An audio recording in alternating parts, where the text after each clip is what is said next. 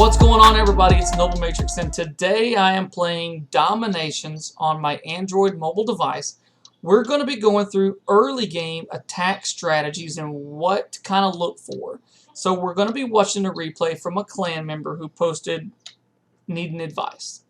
So he picked a good base. It's an easy base, level 1 walls, defensive buildings not that strong. He picked a good entry point. Now here's where I think he went wrong. He's trying to use the Clash of Clans funnel strategy, where you take out the side buildings and then drop the bulk of your force, and then the bulk of the force can push into those remaining buildings and then spread out in the middle. In Clash of Clans, you can control your troops doing that. In Dominations, it's a little different. The AI of the troops is a little different. But one of the biggest differences is these buildings right here, and you can see this bar building up. These buildings continually pump out defending troops. Very different than Clash of Clans, and you can see 4 more swordsmen just popped back out. So what he's done now is he's dropped he's done his drops in little bits at a time. A little bit here, a little bit there. As you see, another little bit here, a little bit there, a little bit here, a little bit there. He never had the power to push deep enough into the base to take out these buildings that are just producing these troops. And that is you've got to drop, and here come more troops. Like, he never took that building out.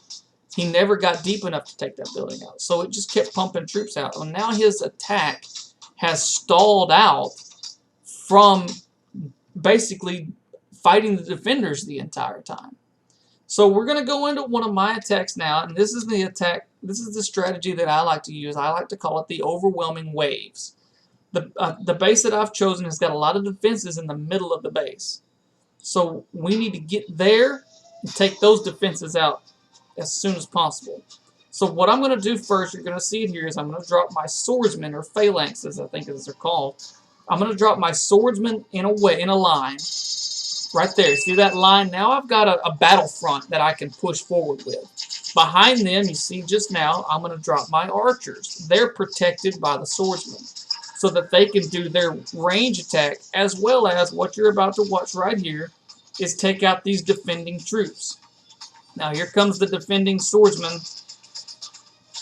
You see the horsemen up at the top, and then they're gone. Now I've already dropped my cavalry, who go and they specifically go after defensive buildings.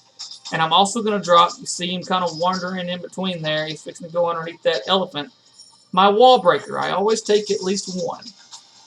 And that's to get me, boom, that's to get me in. Now I've got a hole into the middle of his base. And here comes more defending troops. We're going to zoom back in. Here comes more defending troops, but you see the archers are just taking them out. Now, I'm close enough now that these defensive buildings are going to start tearing me apart. And that ballista is extremely powerful. So what I've done, you see that big red X that pops up. You can control where your troops go specifically every 30 seconds with a designated attack point for your troops. And all your troops will go to that point and attack that building or that point.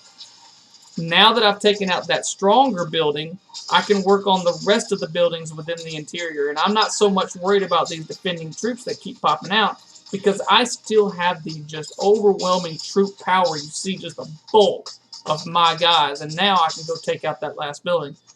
But drop your guys all at once. Drop them in a line. Drop your swordsmen in a line, archers in a line, cavalry in a line. Let them push up. Let them overwhelm the defenses. And by doing that, you allow yourself to be able to control the defensive troops that come out, be able to control the defensive buildings by attacking swordsmen when your archers and your cavalry are moving forward. You've protected them with swordsmen. And now you can just keep pushing forward with your attack. So overwhelming waves, get that overwhelming power. You can still see I have a ton of troops left. Like, I've still got a whole bunch of, I don't even know what these guys are doing on this wall, but I've still got a lot of troops left. Overwhelming power. I'm going to keep saying it because that is the early game strategy that I like to use, and it works extremely effectively. And so what we're going to be doing later on in some of the videos, going through some of the different troops, going through some of the different things. What I'd like to start doing is doing like a clan battle of the week, where we replay someone's attack and kind of go through and see where where we can watch and pick up hints and tips from. So check back if you haven't already. Go ahead and hit that subscribe. Throw a like on this video and join our clan if you'd like. I'm going to put the name of our clan down at the bottom for in the description. And let me know what you think in the comments about this attack strategy and any strategies that you might have yourself. So thanks for watching, and we'll see you next time.